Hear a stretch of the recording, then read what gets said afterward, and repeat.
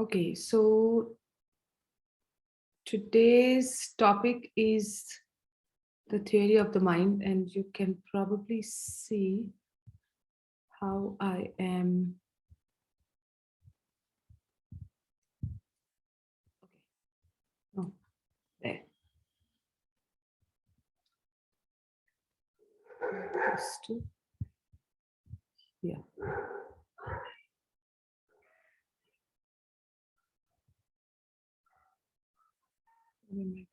Okay, can you see my screen? Okay. Um, Yes. okay. So, welcome to the When You Stay Rendezvous, and why it's called with destiny, because as you change your thoughts and you take charge of your life, you also change your destiny. That's what is like the full funda behind the name. Mm-hmm. Today's topic is the theory of the mind. And before the theory of the mind, I will be doing the mind body axis. Um,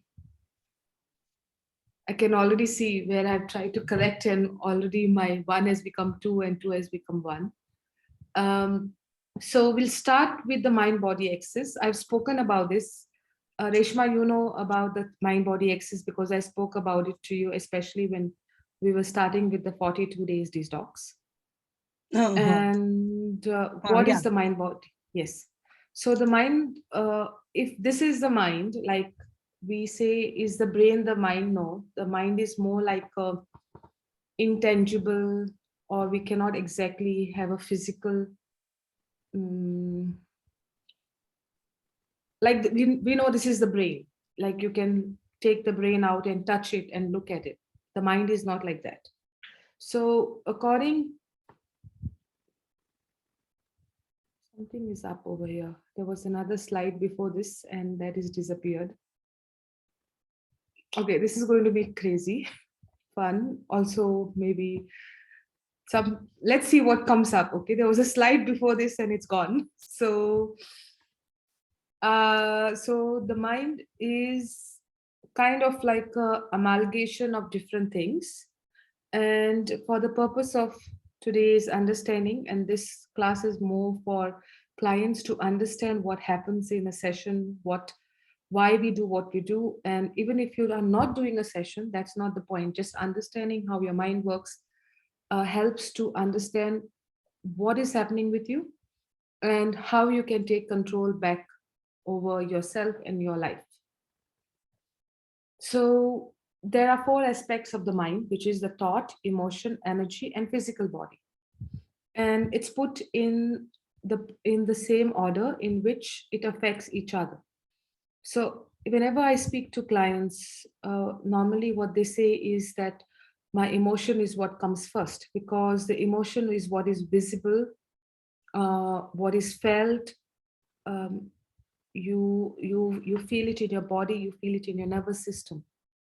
But actually, what we we say in our line of work at ASTA is that the thought comes first, and the thought is what gives rise to an emotion.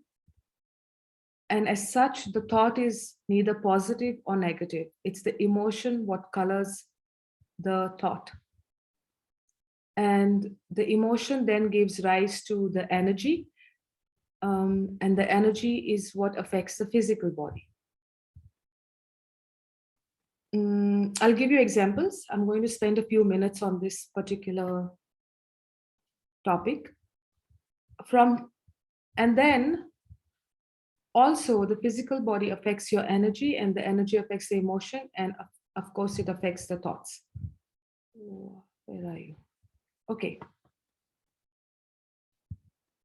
The moment I put the last arrow, okay, so I'm not putting the last arrow because my screen, it's going to the next slide. So I'm going to keep it over here. I will learn how to make proper animations on keynote uh, presentation as by the time we come to the next meeting. I will explain this again now. I will explain this with an example. And this is important because do you remember that I told you to keep a daily log of thoughts and emotions? Emotions. Yes, yes. Thoughts and emotions. So, and I told you that that would be like your diary, where you actually see the patterns and what and how, and then we work with the patterns in our sessions or by the techniques that you are already learned to do. So say I'm feeling angry, the emotion, the feeling, I'm using it interchangeably. There are differences in both the words, but I'm not getting into the technical part of it now. Say I'm feeling angry.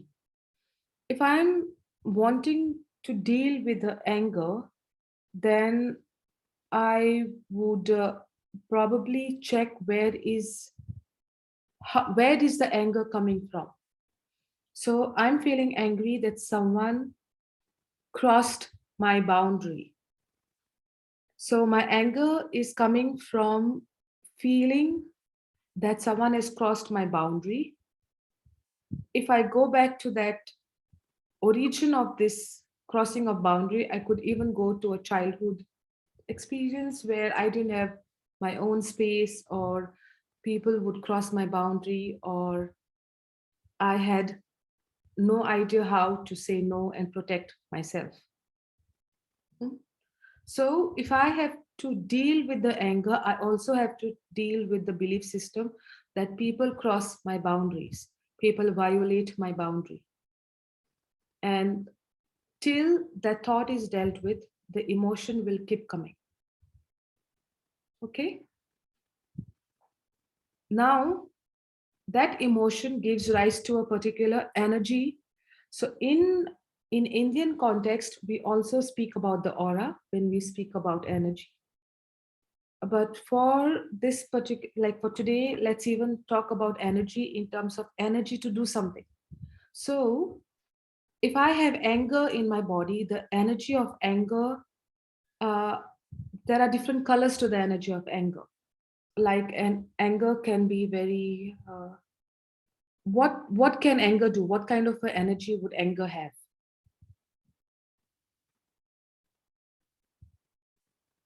Any, maybe you Like can even, color, you're saying? no, like color also, you can speak about the color.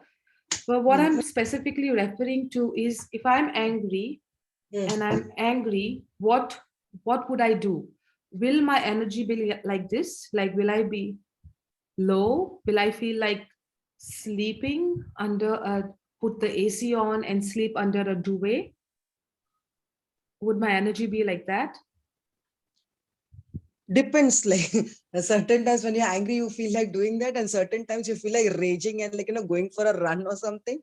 And some like you get all hyper and vocal about it, and sometimes you just seethe inside. It is both ways, na? Yes, it's both ways. Huh. So there is a particular energy, right? And that's the energy that I'm talking about when I'm doing this, the mind body axis. So every emotion has got an energy, and that energy is in the body. So the next one is the physical body. So energy is not just in the aura around us. So when I'm angry, people can sense my anger. You know, um, uh, whenever, like, you'll maybe your friend will meet you and say, "What's up? Something is off about you." Hmm. And they're sensing your energy. They are intuitively connecting to your energy or just feeling your energy, and they know that your energy, there's something different about your energy. And if people pay attention, if you pay attention to someone else's energy, you can exactly know what is happening, because the energy is not just in the body, it's around us. Like even when you go to a particular house, when you enter, you feel the energy of the place. When you meet a new person, you feel the energy of that person.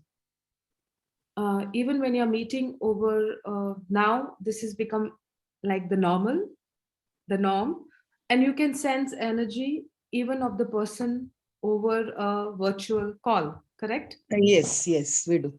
So I'm talking about that energy where you can, the energy is around us and the energy is inside of the body. So the body is also moving or the body is seething. You want to just keep it all in and ignore it and go to sleep maybe, but the anger is there in the body. Okay, so thoughts affect the emotions, emotions affect the energy body affects the physical body, um, and vice versa, where the physical body affects the energy body and the energy body affects the emotions and the emotions affect the thought. Hmm?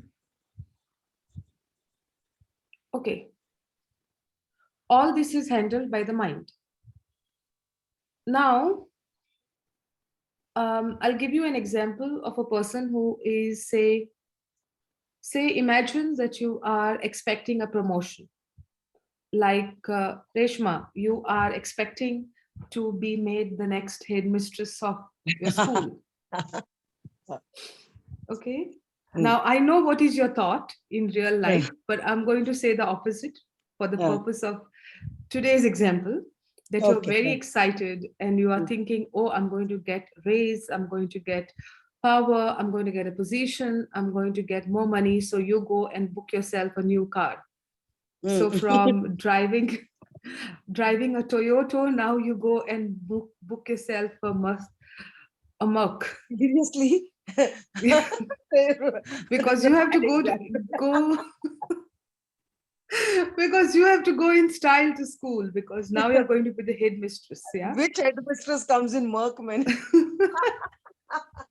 Remember, I'm giving you an example. Okay, I know, I got So I'm going like completely with my imagination.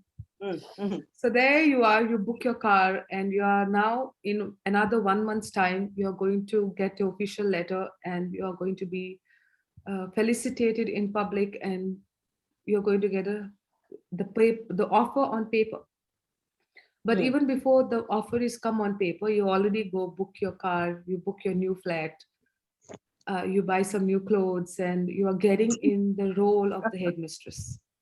Okay. So you're feeling great, you're feeling top of the world, like after all these years of work, now you're coming to the position that you want. And from there, you will go to your other positions. But that's a big stepping stone for you.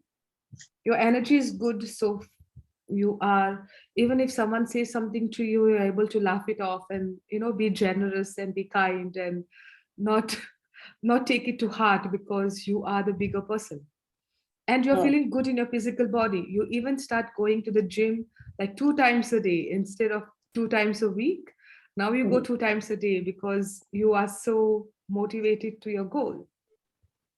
So there comes now the day of the promotion comes where you're going to get the letter, you're going to school with your old car, and as you're going driving towards your school, um, the new car is coming, huh? It's already booked. You've already paid the advance. And there you're going to the school, and someone kind of like crosses in front of you on the bike, and this time you don't get angry. There's no road rage. In fact, you are like very peaceful and you say, no problem. I understand your situation. It's okay, whatever, blah, blah, blah. And you're very happy about it. No problem. And then you reach the school and there's a jump in your walk. You're like floating on clouds and very excited. There's already a board painted on the headmistresses that you're the new headmistress. You go inside, there's a letter waiting for you. People are saluting you. The watchman is giving you a different salute. Now you're noticing everything and you're feeling really good. Yeah. And there you go inside, and there's a letter waiting for you. And you open the letter, and it's written there, Reshma, we are extremely honored by your service and the work that you have done, and we are happy to give you this position. Unfortunately, because of COVID situation, we are not able to raise the money, but the position and the duties are yours. What's going to happen to you? No, the way you were building it up, no, I knew that you would crash me.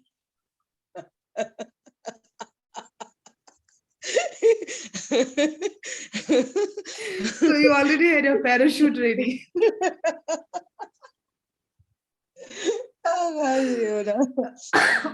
What's going to happen to you? I'm sure you still felt something when you. Obviously, yeah. My goodness, extra responsibilities and no money, no ways. I'm going to get so So, angry. so angry. And usually, when there's like the money part which comes in, the lower back starts paining according to the chakra system. Mm. And the lower back, because that's where there's the security and the feeling of, your future is secured, your present is secured. So your lower back starts paining, and your headache. You get a headache, and it's like really building. So you think, okay, now I'm going to go home. I cannot do this. So as you're going out of the office, the same watchman is saluting you with full gusto. And now, what is your expression? Feel like So you are like seething inside in a way, and also the thoughts of how am I going to pay the EMIs on the car? How am I going to pay the EMIs on my new apartment? So you get in the car, and now as you're going out, someone is blocking your road, like blocking your way. And this time, there's no peace. Maybe you're actually going to shout at the person, get out of the way, and you drive home, and your favorite daughter comes and congratulates you, and you are not even responding. So maybe even she senses something is up. So you're lying there and you say, okay, my head is paining. So, of course, Indian solution to everything, have a cup of tea. So she gets you a cup of tea, and then she puts some balm on your lower back and starts massaging. Now, as you have your tea and the lower back is being massaged, the physical body is being touched. And the energy which is there accumulated, which is giving so much of pressure um, and anxiety, starts moving. And as it starts moving, the emotions also start clearing and your thoughts start changing. And probably as she's massaging the lower back, your lower back, you start thinking, okay, it's not so bad. Either ways, I didn't want that position. It was so much more responsibility, and this was not the time to get that position. So I can reject it. It's not a problem. And I've got these FDs which I've made, and fixed deposits and investment. I can use that to put in the payment on the flat. And you start thinking and you get different solutions. Yeah. So the yeah. example, the I was just example, one thing. I hope she doesn't get tea for me. That's the only one thing. When I'm this much in just upset. you didn't want the tea. No, but Filter one coffee. chocolate, no chocolate fudge or something. I hopefully. Okay, I'll remember that for future reference. Okay. Chocolate fudge. Okay, so she gets you chocolate fudge.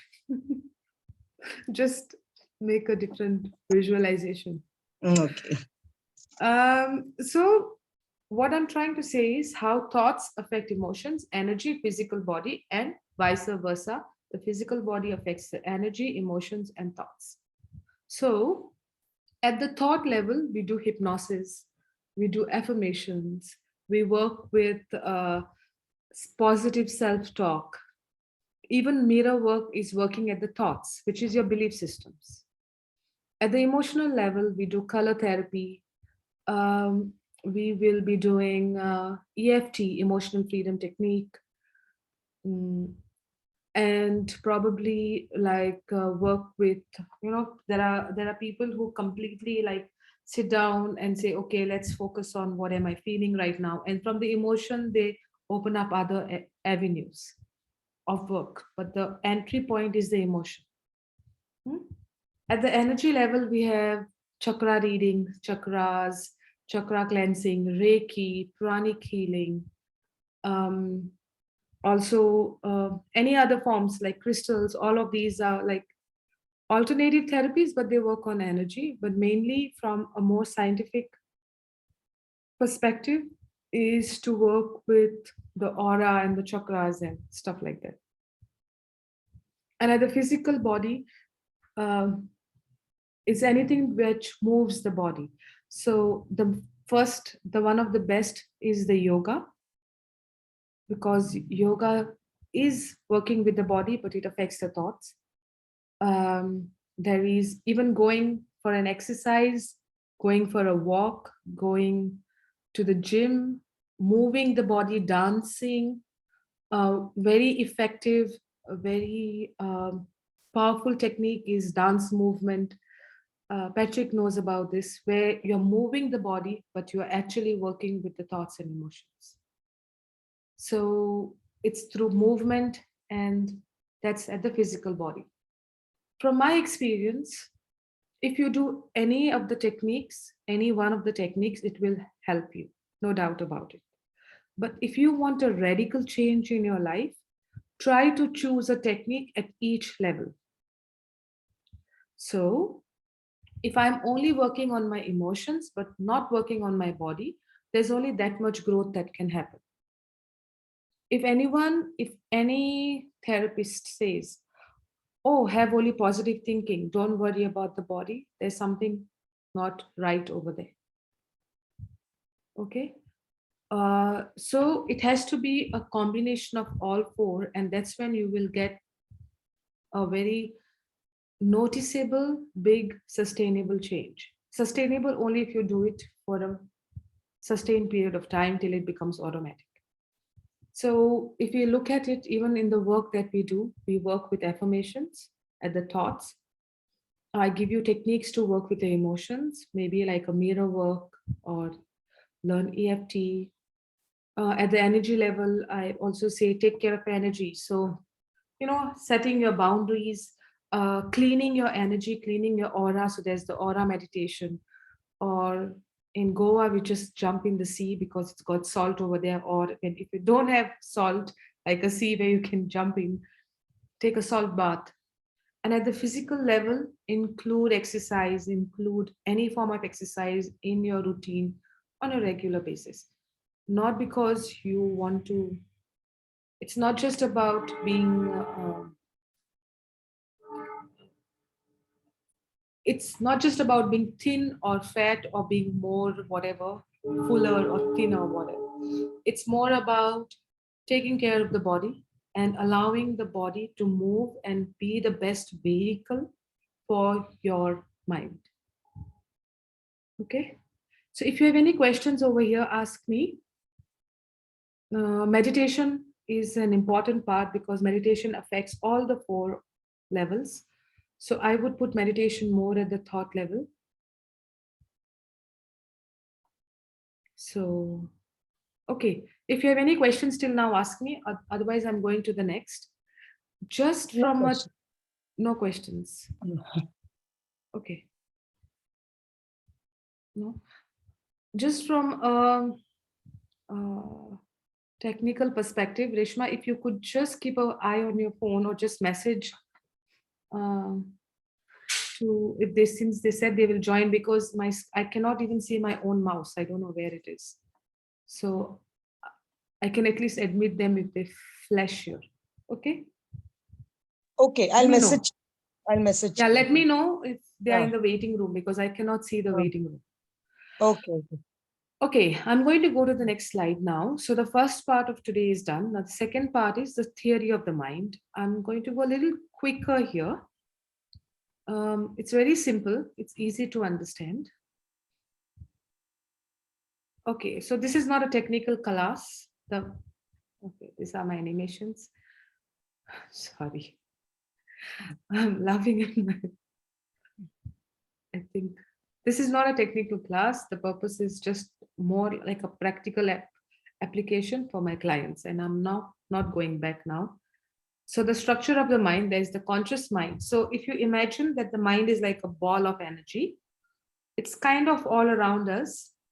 And that's why people can even sense our thoughts and our emotions, because The mind is not something, okay, some people are more adept and trained to not allow someone else to get into the mind, but you can still know what is happening. So the mind is kind of around us. And what people who work with the mind specifically also say is that we are connected. So my mind is not separate from your mind. Like there's a connection which is happening. So when you're interacting with someone, the minds are exchanging.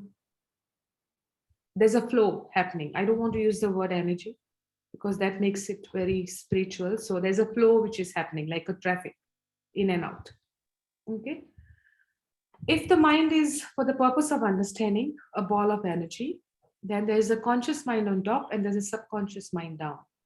The conscious mind is only 10 to 12% of the total mind capacity. And if you look at it, we allow this 10-12% to rule our lives. And the subconscious mind is 88 to 90%. Now, something happened. No, don't do this.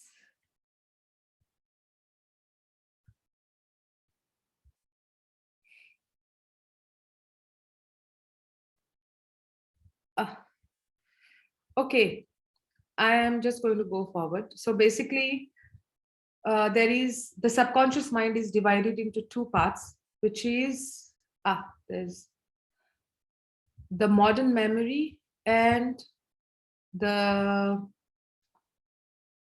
primitive mind. I can see something there. I wish I could make my mouse a different color.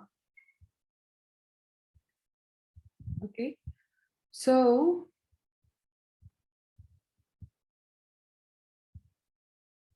the subconscious is divided into the modern memory and the primitive mind. Yeah, the primitive mind is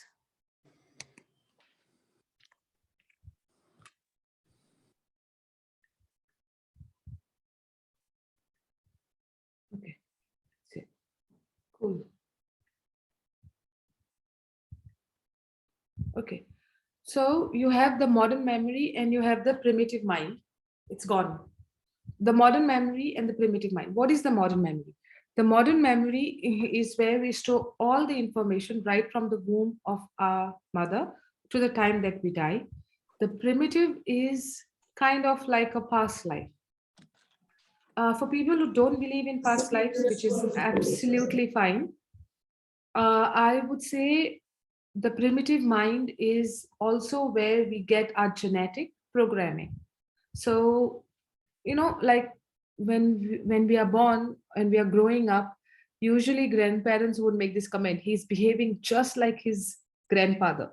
Now, you've not seen your grandfather, especially when you're born, but there is some mannerisms, some behaviors. Like for my husband, apparently he would sit like his great grandfather, and he was like, okay, looks exactly like the great grandfather. And these are coming from the primitive mind because there are programs, there is even diseases passing from the cells from our parents to the baby. Yeah. So there's also behaviors, like in some families they will say all of us are very hot-headed, and they say it very with pride, like it's a family trait. We are a very hot-headed family, or we are very peaceful family. So it's like a trait, a genetic trait which is passed from one generation to another generation. So that's where is the primitive mind. Okay. So now let's look at the conscious mind. The conscious mind gets information. I will come back to the primitive mind in a bit. The conscious mind gets information. Okay, so the conscious mind is more, which is like logics, decides, um, makes a decision, tries to analyze. And this is what is the job of the conscious mind. Okay. What does the subconscious mind do? That's my animation. The subconscious is, again, the two parts are here, if you can see. The first part is the modern memory, and it's the storehouse of all information. Okay. The subconscious stores the information. It's like a hard drive. And in the modern memory is from our womb to the time we die. In the primitive memory is past lives and uh, genetics, are traits which are coming from family. I had a client who I'd done a regression with, and age regression. She was basically fine, like she had separation anxiety. So anytime there's like anyone that she's close to kind of goes away, it makes her feel very, it makes her cry.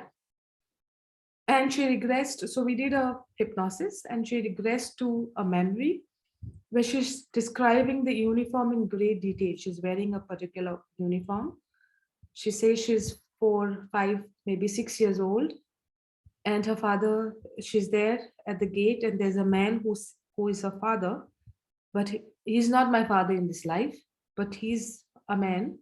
He's my father, and he's leaving me there, and I'm holding the gate, and I'm screaming that I don't want to be left over here. But my father leaves me, and he goes. So I ask her, is it your past life? She's like, I don't know. It doesn't feel like my past life. But the memory is so vivid, so clear. I can even hear him saying, like, Chica, don't worry, go, like, in, I think, Spanish. And then, so she comes out and she's feeling like, I don't know what this session was about, or it doesn't make sense, but it feels so real. So I said, just be with it. Let's speak about it in like tomorrow or in a couple of days. Let basically the conscious mind catch up with the subconscious mind. Like, okay. And so she calls her mother in the evening, and her mother is in the UK. So she calls her, and when she's speaking to her, she explains, she describes this girl, and the mother starts crying on the other side.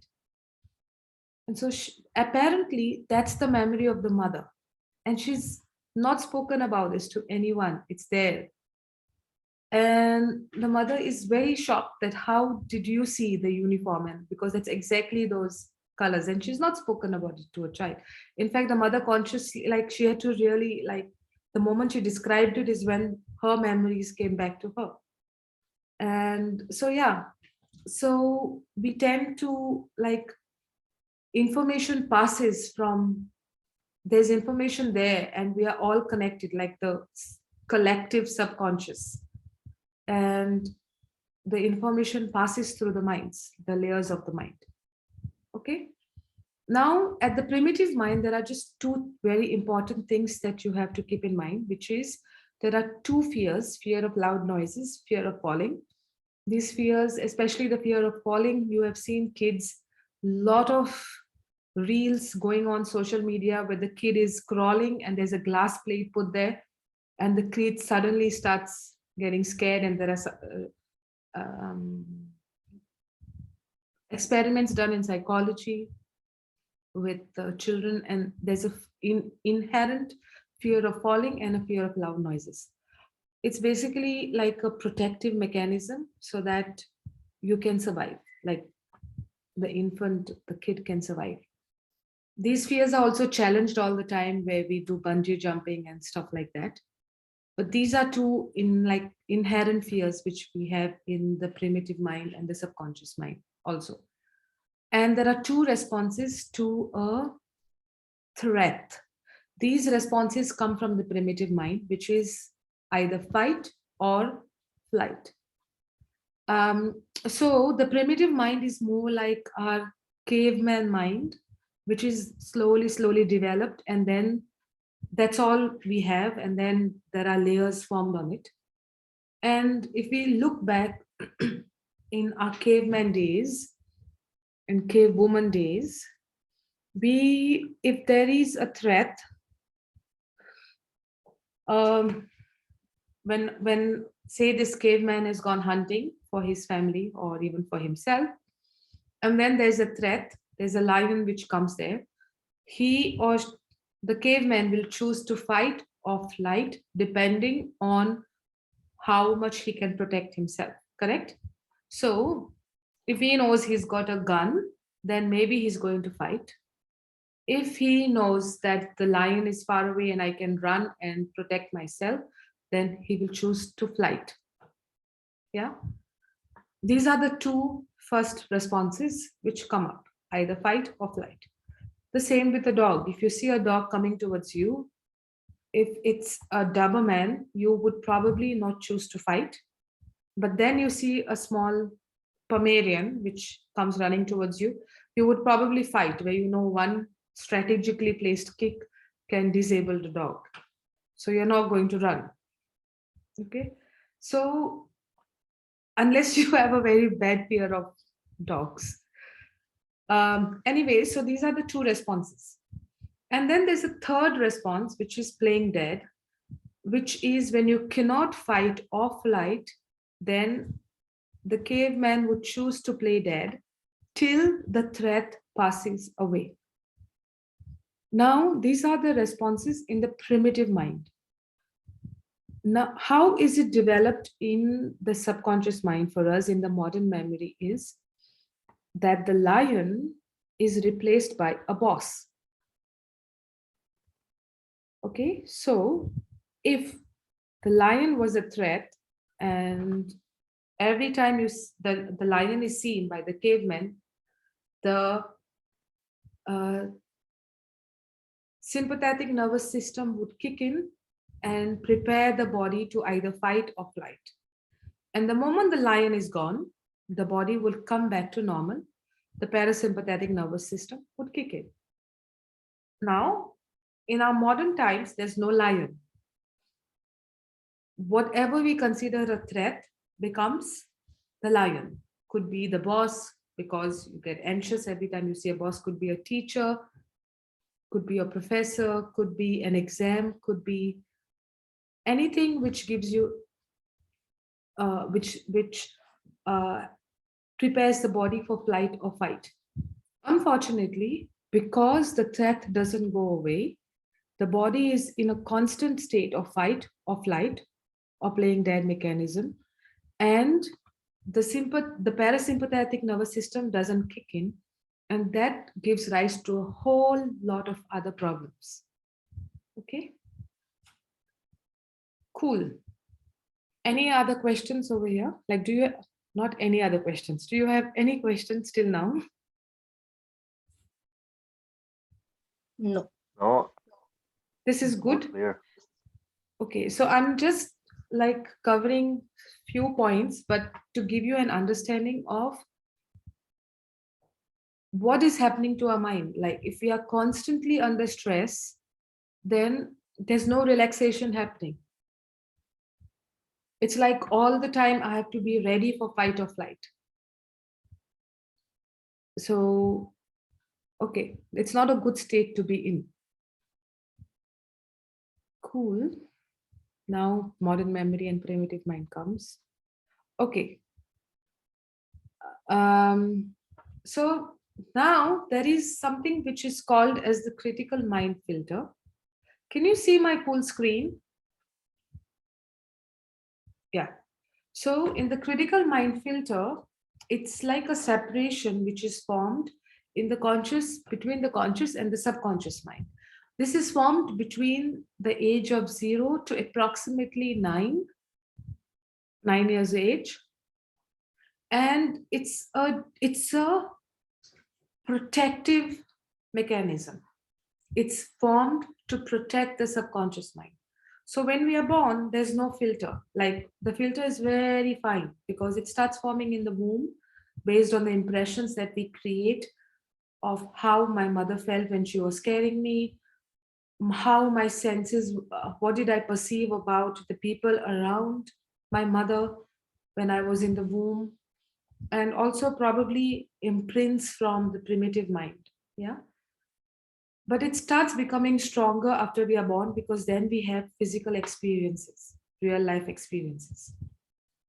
How is the filter formed? Based on our socio-economic, education, religious conditioning. So what did society teach me? What did my education, my my parents, my teachers teach me? What is my religion teaching me? And what is my economic status teaching me? And based on this, the filter is formed. And the filter gets kind of solidified by the time we are 9 years old. 9, maximum 14.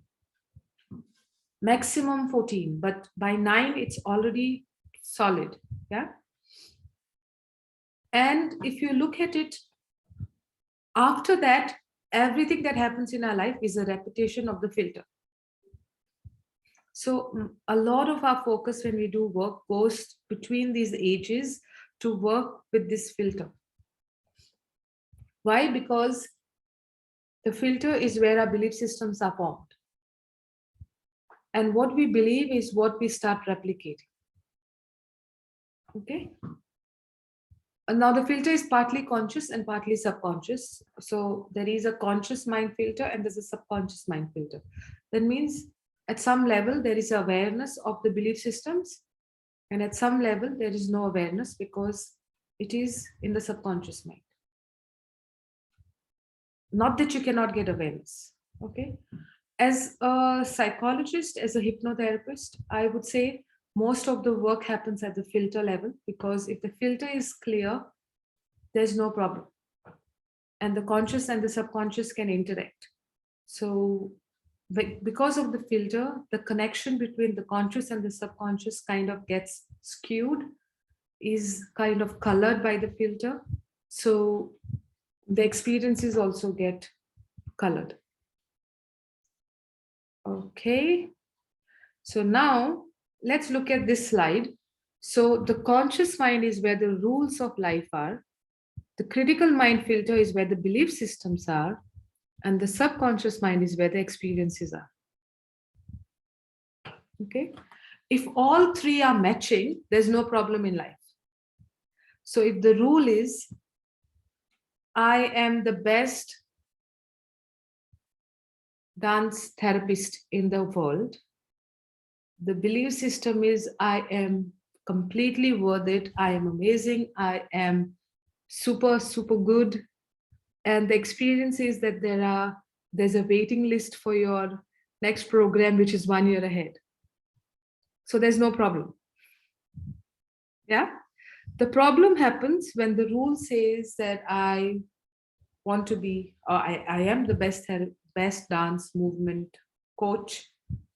The belief system is that I'm not good enough, I'm not yet there, or I have to keep getting better. And the experience is that I've done it, but I'm not fully feeling it. So that kind of doesn't match, and that gives not a good feeling in the body. So if all three match, there's no problem. A lot of time, and yeah, I think it's there in the slide somewhere, but the subconscious mind, because it's bigger, it's kind of more powerful. It's 6,000 times more powerful than the conscious mind. So ultimately, the experience always wins. So a lot of times in like talking therapy or where we are speaking, the change takes longer to happen, because I would sit, say, in my clinic, and I would sit across and speak about stuff, and it makes sense, it feels good. But the moment, maybe in a few days' time, the effect of the session goes down, because it's not as real as it was in the session. Okay, because it's more at the conscious level, and the filter kind of throws that information out within 1.5 hours, 2 hours to max 24 hours, if it's not matching the filter. I'll give you an example in a bit. But in when we do the work that we are doing, like in hypnosis or visualizations, we know that I'm changing my rule consciously, I'm changing my belief system associated with it, and I'm visualizing and putting a new experience in my subconscious mind. So all three start matching, and the chances of you reaching your goal are much better because you're matching all the three. Now, there's something called as message units, and message units come from four sources: the conscious mind, the subconscious mind, the body, and the environment. All of these go into the conscious mind. In very simple ways, why are these message units important? Is because the mind is constantly collaborating the information that we are receiving. Like right now, we are listening to me. So your ears are listening and your eyes are watching. But at the same time, you are matching this information to what you already know. Probably you are seeing some examples happening in your life, which you start thinking, oh, this makes sense because this is what has happened to me. This is how the mind works. Probably you are also getting information from the chair that you're sitting in, and you feel the air on your skin. Maybe the fan is on or the air conditioning is on. So that's message units coming from the environment. And maybe your body is telling you that you're hungry or you're thirsty. And that's message units coming from the body. Or maybe the position is not right, there's pain, so let me change the position. And maybe Reshma is thinking that today Leona is looking like my grandmother. So she is accessing a memory from a subconscious mind, which is very old. Yeah. The dupatta what she's wearing is exactly like how my grandmother would wear. Maybe. So information is coming also from the subconscious mind. Yeah. All this information is going into the conscious mind, and the conscious mind can process about 4,000 message units per minute on an average. Some people are trained to process more, like you see these MI6 spies and robocops, not like Sherlock Holmes types, or the policemen, traffic police, air control officers. They are trained army people or people who are into combat, military. They are trained to pick up more message units. So, till I mentioned to you that you feel the chair on your body, on your buttocks, you didn't think about it, but your body is giving you message units. Yeah. And you can, so we are not consciously aware that all this is happening, but the conscious mind is soaking everything in like a sponge. Hmm? And about 4,000 message units are processed. The thing is, when the message units become too much, the kind of the conscious mind gives up and it crashes. So the more clear your filter is, the more you're able to process. If your filter is already kind of clogged, then you're not able to process more information. Till here with me? How do you clear the filter? I will explain that, but for now, just to say, simple ways to clear the filter, the most effective is meditation. There's no substitute for it. Okay, but there are other ways also. I will explain those in a bit. Now we come to what happens to the messages once it's in your conscious mind. So from the conscious mind, it comes to the critical mind filter. The conscious critical mind filter remains there for 1 to 1.5 hours. After which it goes to the critical subconscious mind filter, remains there for 24 hours or till we sleep. The moment we sleep, the message units go into the subconscious mind and get stored as a memory or an experience. Now, why is this important?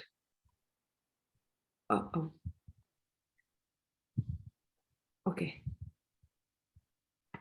Okay, I'm not going to press one more. So, this is important because the conscious mind will get all the information. The critical mind filter is where the belief systems are, remember? And based on the belief systems, the experience gets stored as a positive or a negative experience in the modern memory in the subconscious mind. Till here clear? Okay, if you have any questions, ask me. If not, I'm going to go ahead now. 1 minute. Oh, skip. Oh. 1. How do I do this? Okay, stop share. Exit. And admit. Reshma, I'm going to make you my co-host. Okay. Please admit. It's easier. Make. But nobody is in the waiting room now. Acha, you haven't. No, Oh, right now, hello. no, but yeah. Hi. Sorry. No problem. Okay, I'm sharing again. So if you move out, no problem. Rishma is going to keep. Yeah.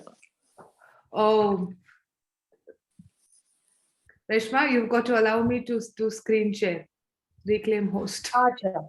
Okay, okay. 1 minute. How do I make you co-host? Okay. I'm going to move forward. I'm not very. Now can see my screen. Yep. Where are you? Here. And we do play. Okay. So basically, the experience gets stored as a positive or a negative file depending on the filter. Okay. Let me explain this. Suppose I give a compliment to Patrick and say, Patrick, you are a very handsome man. Patrick says, thank you. Okay. Or maybe he gives me a look. Then he thinks about it for the next 1.5 hours. I'm gone from the scene. I've moved to my next compliment. Patrick is thinking about it for 1.5 hours. Then he forgets about it, and probably as he's going to sleep, he'll think about it again. And then in his sleep, that compliment can get stored as a positive or a negative file depending on his filter. Probably he believes he is a very handsome man and very attractive. And he knows this because every time he goes out, women just swoon over him. So this compliment gets stored as a positive file on top of the other thousands and billions of other compliments he's got in the past. And in the morning when he wakes up, he's feeling even more handsome because even though it's one compliment on the previous day, it's become 6,000 times powerful. And what becomes 6,000 times powerful? Not just that one compliment, but it refreshes all the other compliments in the past. And all of them get powerful. Got it? Now, on the other hand, let's take the worst case scenario. Patrick's past experience has been that every time a woman tells him he's handsome, she is out to get him. She wants something out of him. Probably his previous relationship would have been a woman telling him how handsome he is, and then she runs away with all his credit cards. So as he sleeps, I must say your examples are really strong. Very interesting. I love these scenarios. So as he sleeps, the same experience gets stored in the negative folder, and there are maybe 10 or 5 other experiences that he remembers, but all of these get 6,000 times more powerful because there's another experience put on top. And then when he wakes up, he gets a thought, do not trust Leona. This woman is not to be trusted. So when he sees me next, instead of giving me a hello, he'll probably take a U-turn and run as far away as possible. Not because, and it's probably nothing to do The, with f- me. the flight response. Yeah, the flight response. Complete, like as fast as possible. So I'm giving very crazy examples, mainly because then you kind of understand what I'm saying. Like it remains, yeah, and it's funny also. Um, so so the experience is colored by the filter, and that's why when I said earlier, a thought is a thought, and what colors it is the emotion. So if I had pain in the past because of this particular experience, I will remember it because I don't want to get hurt again. Hmm? And I want to survive. So basically, the job of the subconscious mind is to protect us so that we don't die and we survive. Okay. So, as if you are doing work on yourself, your first part is to change your belief systems. Put new belief systems there. How to do it again, we will come in a bit. But in hypnosis, we are also called as belief system enhancers. All that we do is change belief systems, because if your belief systems are changed, your experiences get changed. And if you look at belief systems get stronger because of experience. So if I give you another example, I remember growing up, my grandmother would say something like, give a finger to a man, he will take your arm. But she would say it in Konkani. It's a very, I think Reshma would know about this. It's kind of like a very common thing in India to say this. Yes.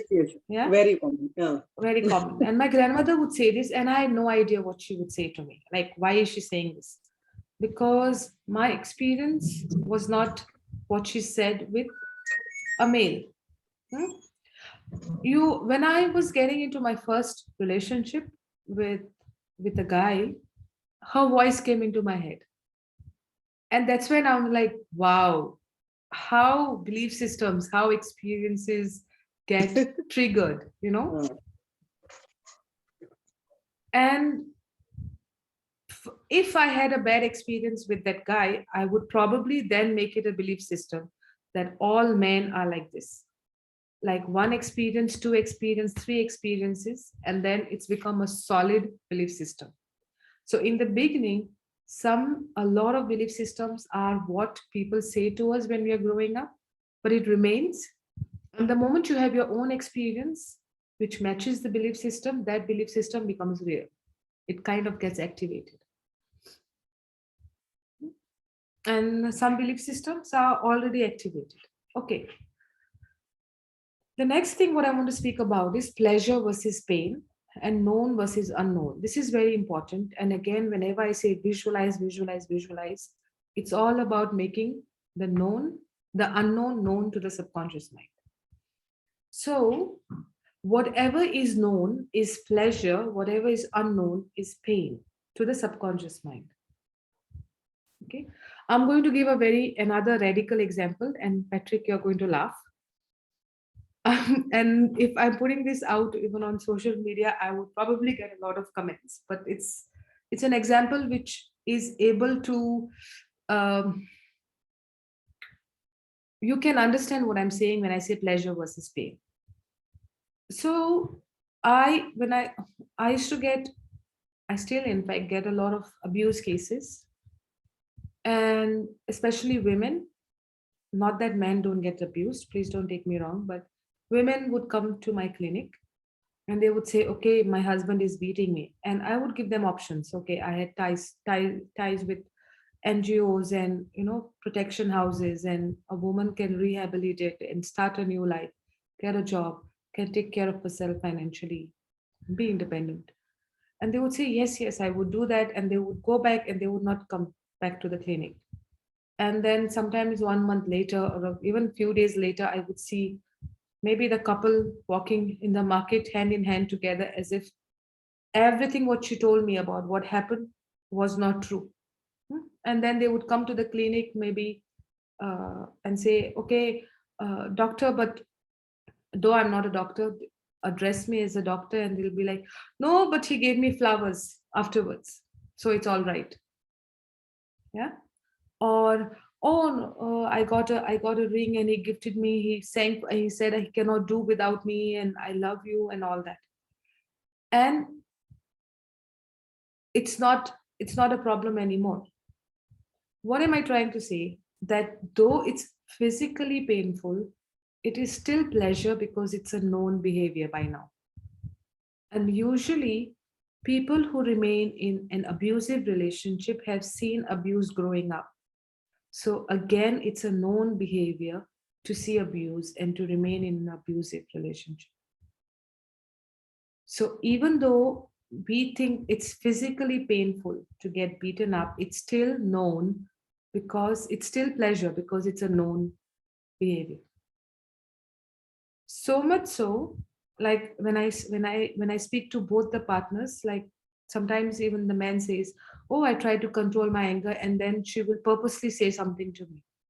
And then when I speak to the wife separately, she'll be like, yeah, sometimes I feel like, okay, he's not giving me attention because he's got someone else in his life, probably. So you try to keep in the same behavior because it's known behavior, and known is safe, known is pleasure.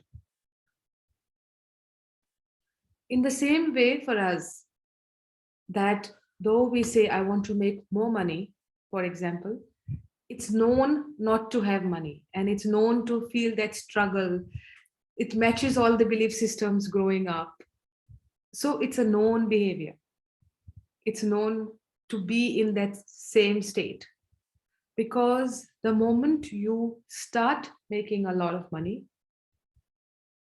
it kind of changes the program what you already have, and that becomes painful. Yeah. Same for anything for that matter. Is It's the same principle: pleasure versus pain, known versus unknown. So a lot of, like, why do I keep saying visualize, visualize, visualize? It's to make the unknown known to the subconscious mind, so that you don't resist that change. In fact, you start embracing it because now it's known. You start putting new experiences on top of the old ones in the subconscious. So the negative become positives on top, and you change it. And because the subconscious works on a LIFO principle, last in, first out, whatever you put in last starts coming out first. So that's why keep visualizing, keep putting in, make the unknown known. That's the full principle. Okay. I'm going to go to the next slide. Okay, this is very simple. Basically, when we sleep, there are three processes of dreams: process dreams, predictive dreams, venting dreams. The main reason is that the process is, so when we sleep, the first part of the sleep is processing everything that has happened in the day. You want to be less in process, more in predictive, more in venting. So you want to be more in a deeper sleep. And to do that, you've got to process your experience by yourself before you go to sleep. So don't allow your critical mind filter to color it. One way to do that is just to review your day before you sleep. Look at your day. Like, for example, you say someone is working on anger. Yeah. Anger. And every time, like when they get angry, they get, maybe they hit the person opposite or slap. Okay. And they want to control their anger. Now, this person comes,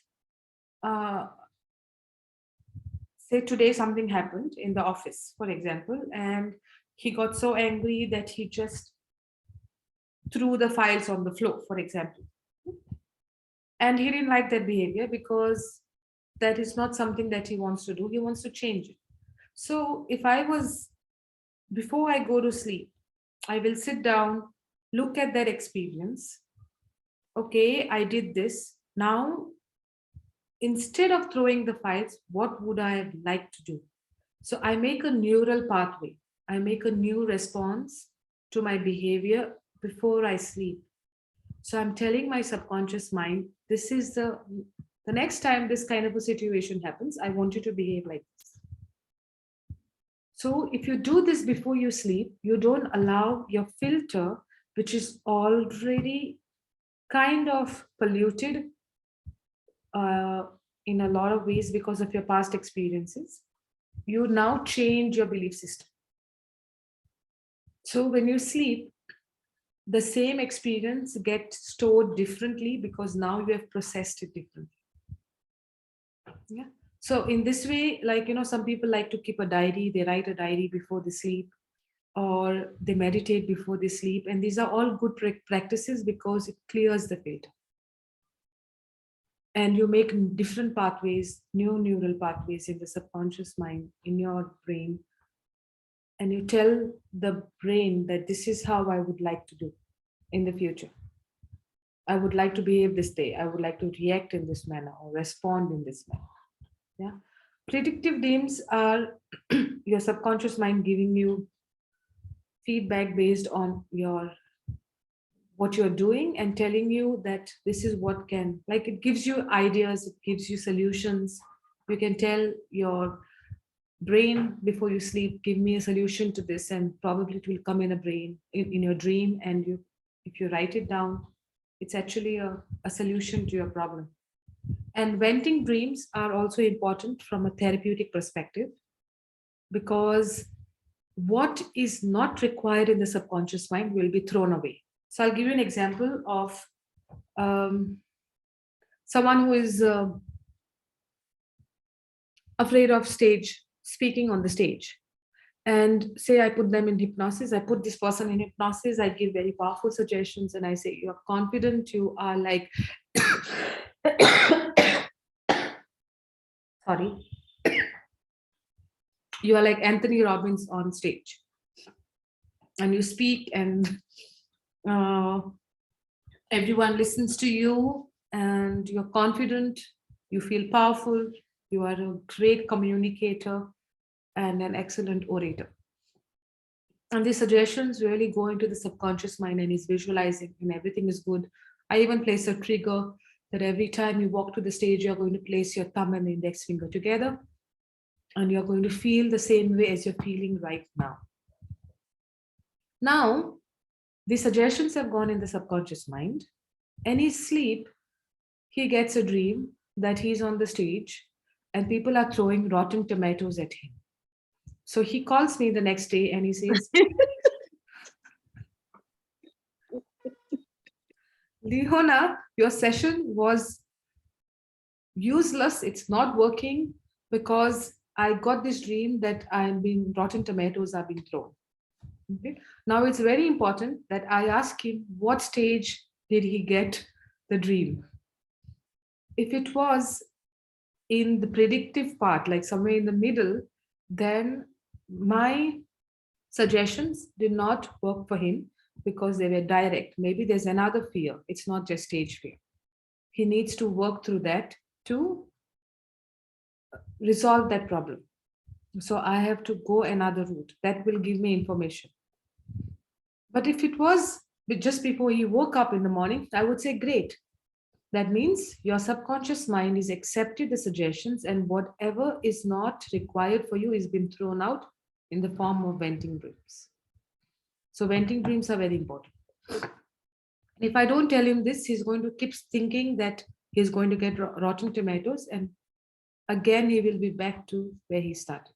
Okay. So even for you, when you're doing your affirmations, visualizations, just before you wake up, you may get venting dreams. Don't worry. It's your subconscious mind just throwing out what is not required anymore. Okay. What is hypnosis? It's simply a state where the conscious mind is able to see what's happening in the subconscious mind without having control. subconscious mind is fully in control, the conscious mind becomes the observer. States of awareness, there's awake state, sleep state, hypnosis state. In awake state, the conscious mind is awake and the subconscious mind is also awake and in control. Okay, it's awake and in control, awake and in control. In sleep state, the conscious mind is sleeping but no control. The subconscious mind is awake and in control. And in hypnosis, the conscious mind is awake, some control, and the subconscious mind is awake and fully in control. So when we are visualizing, we are in a hypnotic state, in alpha state at least, minimum, where the subconscious mind is fully awake, fully in control, and the conscious mind is able to see the changes you are making in the belief systems and the subconscious mind. And that's why changes happen faster, because kind of trust and support is created. Okay. What happens when you are in a deeply relaxed state? I don't know why I put states of awareness. It is basically in a hypnotic state. Your concentration is more focused, senses are sharper. Sometimes you can even hear and sense what's happening a kilometer, 2 kilometers away from you. Even in meditation, you're able to sense at least a minimum of a kilometer radius. And you can extend that radius. You can sense much more and see much more. Every muscle in the body is relaxed. And even though you can move, you actually don't want to move. Okay. Now, there are natural ways to get into a hypnotic state. Just before sleeping, you are in an alpha state, hypnotic state. Just before waking up, you wake up and, sometimes I've had this experience so many times. My eyes are closed. I'm not able to move. I know that my eyes are closed and I can hear and see everything what's happening around me. Like people are speaking and I can hear it, but my eyes are closed and I cannot move. But I know I'm not sleeping. I know I'm not awake. And then when I wake up, I say, were you speaking this? And they're like, how did you know? We saw you. You were like dead sleeping. And daydreaming. And the most common one is being immersed in an activity. Like when you're reading a book, kind of deeply in the book. Maybe like when you're gardening, you're completely in that activity. Or if you completely immersed in doing yoga, so you're completely in that movement. Then also you are in a trance-like state. How hypnosis works, you've got to match the conscious mind desire and the goal with the subconscious mind, which is your powerhouse. Okay. So what separates the two is the critical mind filter, which is creating the belief system. So what you do is you basically match the rules, the belief system, and the experience, and you make it the same thing. So the rule is I am the best, the top 10 dance movement therapist in the world. That is what I want to create for myself. The belief system is I'm completely worth it. I deserve it. I am good. I let my light shine. I completely believe in myself and I'm wanted. My work is in demand. I love what I do and I get what I love out there. And the experience is, so now you're going to visualize yourself having that experience. And that becomes 6,000 times powerful. Then you start seeing that you start getting work, you keep building on that experience, and all three match. That's when you have reached you reach your goal. All three should match. If I say right now, if I say you, like for example, anyone who's working on financial goals, you have 10 CR in your account, okay, in Indian rupees. You have $10,000 simple, maybe $10,000 in your account. Okay, 10,000 is too less. $100,000 in your account. Okay. And like, wow, I do want it. But immediately there's something coming. No, how is that possible? I can never make that kind of money. That's the belief system coming. And the experience is, I actually don't have that money in my account. So how can it be true? Yeah. At the same time, then there are people who say, of course, I completely deserve it. I believe it. It's possible for me. And actually, they get that money in their account. So belief plays a huge role, your belief system, in what and how fast you achieve or how fast you manifest.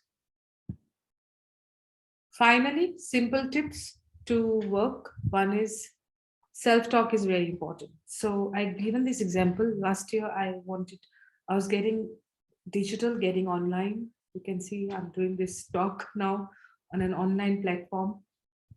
And I would resist it. Like I've been told to, like, since 2011, 12, I've got a my best friend, in fact, one of my closest friends. She was after my life, make your website. She even made my website, and then I didn't pay attention to it. But because I didn't like technology. So I would keep saying that to myself. And then last year, yeah, year before last, when COVID happened, I was forced to come out of my comfort zone. And then for a long time, I would keep saying, I hate it, I hate it. And then I was like, okay, Leona, this is what you want to, now this is an opportunity to make your work global. So either you want it or you don't want it. You cannot be like saying you want to do this and then talk, your self-talk is not giving you energy.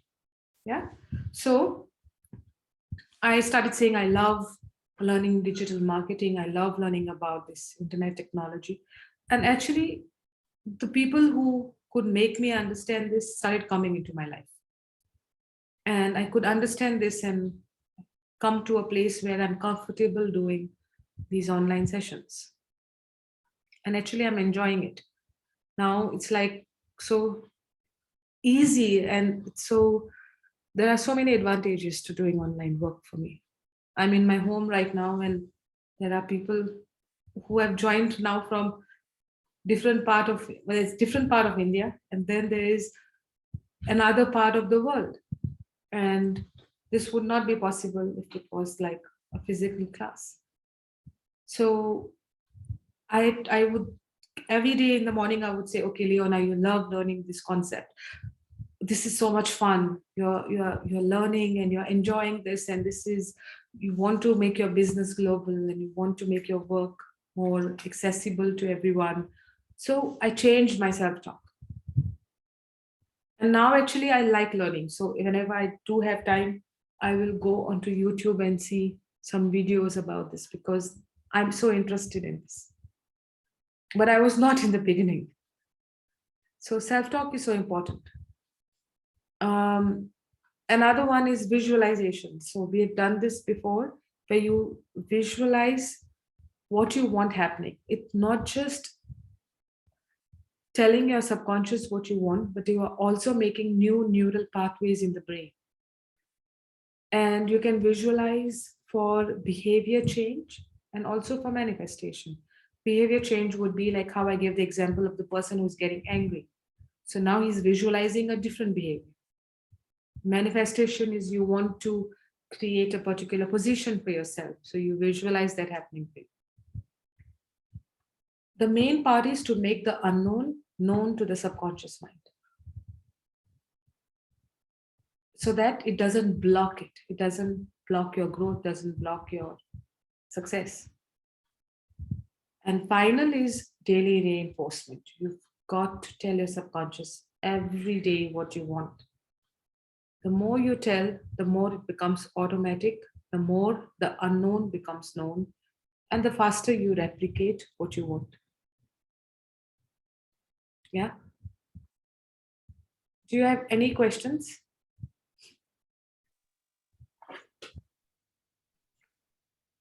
No. If you have any questions, ask me. No, no. I think everything is very clear, Leona, Yeah. and it makes sense. Yeah. Yeah. I think the make the unknown known is somehow the most powerful thing that I feel right now. Yeah. I mean, it speaks to me very clearly. And especially the So replacement, I like that because it has got some rational reason behind it. Like, sometimes when we yeah. keep on saying things like, like I am this, I'm that, I said, then so you just start thinking, "Arey, but I'm not that. Like, so then how can I, yeah. So that's what. So when you just gave the proper rational reasoning for it, then it makes sense. Like now, like, yeah. Hmm. Right. Thank you. I Mm. mean, that self-talk is so crazy. Like if I say to myself, uh, if I give an example, like say someone who wants to make 1 CR in their account. Okay, 1 CR is how much I don't know in euros, but it's a lot of money.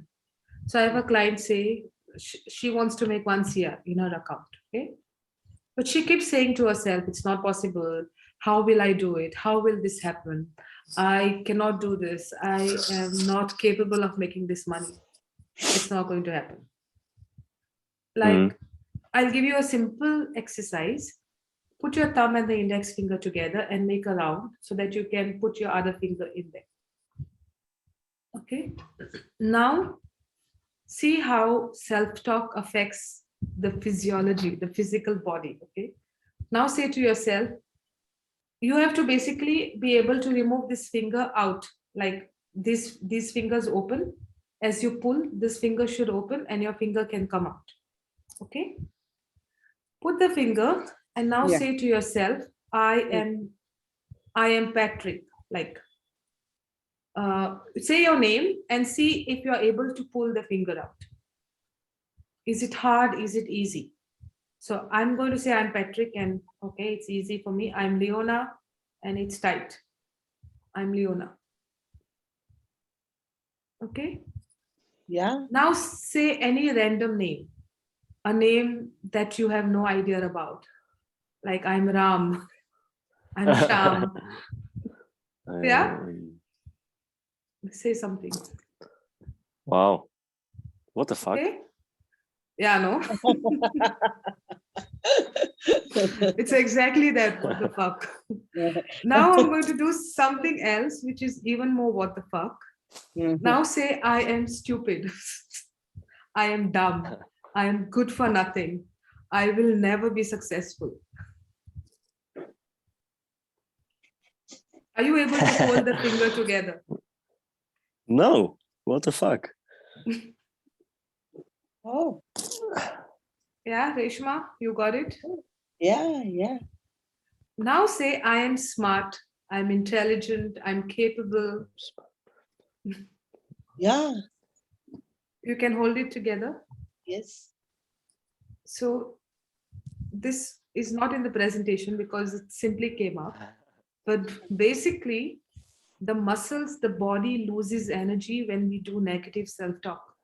Because in our soul, we are not stupid, we are not dumb, we are not good for nothing, we are useless. The soul doesn't have these words in the vocabulary.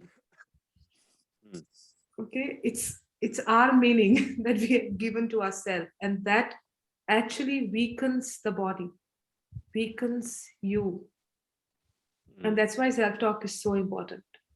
So if I every day when I wake up and I say, I'm not capable of doing this, I'm good for nothing, how will my body support me? How will my mind support me? And the soul is doesn't understand. Like for it probably thinks we are so stupid that we do this to ourselves. Because it was created at a different level altogether. Yeah.